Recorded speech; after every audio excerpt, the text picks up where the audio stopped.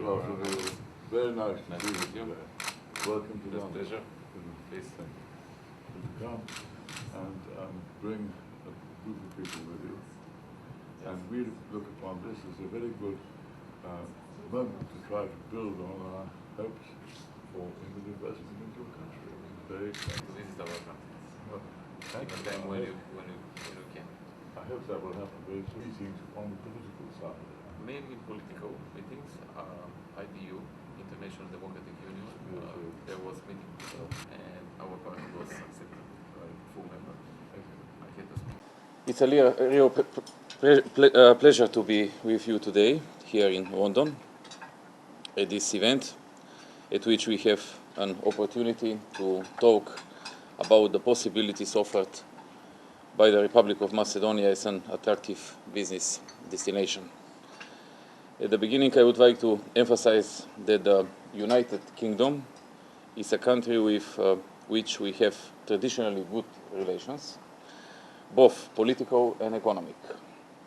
I would like, on behalf of my nation, to thank you for the comprehensive assistance that you have been providing to us as a country which is our friend and significant partner.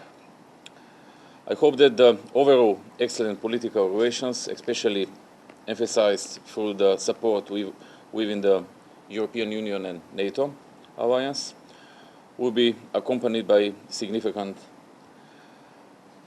advancement of the economic cooperation, with which you help not only the development of my country, but also the development of the region of Southeast Europe. That today the Republic of Macedonia is a prosperous country that offers excellent possibilities for development and doing business. This was recently confirmed by the World Bank, as before it was mentioned, for the Doing Business report for 2012, where Macedonia was ranked on the 22nd position in the world according to the conditions it offers for doing business. Just to remind that general conditions for making business in the country, there is another possibility, and this is the possibility for investments in the so-called technological development, industrial development zones, which are giving special conditions for making business. That means the companies which are investing in these zones has a 10 years tax exemption, and they have land for using of up to 99 years in a very symbolic prices. The raw material that they are importing is they are not for the products which will be exported. For this raw material, they are not paying VAT and custom duties, and in the first 10 years they have 0% tax for personal income tax and for profit tax. Never mind they will distribute or not distribute the profit. So that's special conditions for the companies which are investing in these zones. At the moment, one zone is... So I'm going to give a...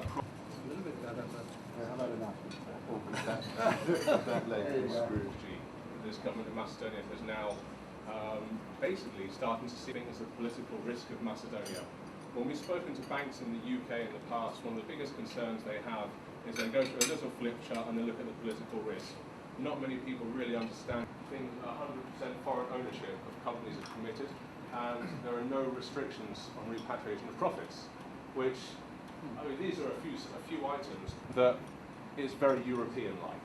And what you'd expect in Europe, you can expect in Macedonia. In fact, certainly in France, and it's very difficult to do business. And Macedonia now has won a place ranked 22nd in the world in the ease of doing business report by the World Bank, which we think is quite a big claim, because it's perhaps something like the top 5 reformers in the world consistently year on year, which I think again is a big boast for as you might see internally. So in one sense, forgive me for saying this, it could be seen as a bit of a backdoor. Gentlemen, thank you first of all very much, Prime Minister, for coming here today and bringing your advisors to meet us. We congratulate you on your reappointment earlier this year and for creating regional stability to attract the kind of inward investment that we've been talking about this afternoon. And I'd like to thank you very much, Ray Power, for hosting this meeting and for all you do to promote UK-Macedonian trade and investment.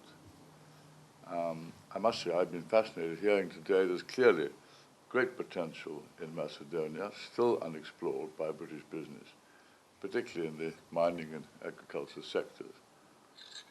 And the prospects for development appear very optimistic. I very much hope that this event will start a dialogue now that allows some proper follow-up for British investments in Macedonia and enable the business and the economies of both our nations to prosper. I was interested before I came here. I'm now excited and encouraged by everything I've heard, and I very much look forward to paying my first visit to Macedonia very soon. Thank you very much. You're invited. Thank you. It was a pleasure.